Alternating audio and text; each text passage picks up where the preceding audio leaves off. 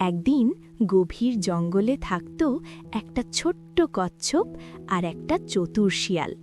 শিয়ালটা খুবই চালাক ছিল। সে সব কিছুতেই তাড়াহুড়ো করত আর ভাবত, আমি তো বুদ্ধিমান, আমাকে কেউ হারাতে পারবে না। আর কচ্ছপটা ছিল একদম উল্টো। সে ধীরে চলত, কিন্তু খুব মন দিয়ে কাজ করত। একদিন জঙ্গলে ঘোষণা হলো, যে আগে বড় পাহাড়ের চূড়ায় পৌঁছাতে পারবে সে পাবে জঙ্গলের সেরা ফল। শিয়াল হেসে বলল, কচ্ছপ, তুমি তো হাঁটতেই পারো না, আমার সঙ্গে পাল্লা দেবে? কচ্ছপ শান্তভাবে বলল, চেষ্টা তো করতেই পারি। সব পশুরা অবাক হয়ে গেল। দৌড় শুরু হতেই শিয়াল ঝড়ের গতিতে ছুটে গেল।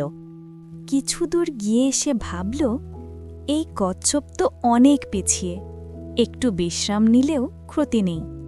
সে একটা গাছের নিচে বসে পড়ল আর বসে বসে ঘুমিয়েও পড়ল। এদিকে কচ্ছপ ধীরে ধীরে পা টেনে টেনে এক ধাপ করে সামনে এগোতে থাকল, কিন্তু থামেনি। ঘণ্টার পর ঘণ্টা পার হয়ে গেল। হঠাৎ শিয়ালের ঘুম ভাঙল। সে লাফ দিয়ে উঠল। দূরে তাকিয়ে দেখে কচ্ছপ প্রায় পাহাড়ের চূড়ায় পৌঁছে গেছে। শিয়াল যতই দৌড়ালো তত দেরি হয়ে গেল। শেষে কচ্ছপই সবার আগে পৌঁছাল। সবাই হাততালি দিল। শিয়াল লজ্জায় মাথা নিচু করল। কচ্ছপ হেসে বলল, বুদ্ধি ভালো জিনিস, কিন্তু ধৈর্য না থাকলে জেতা যায় না।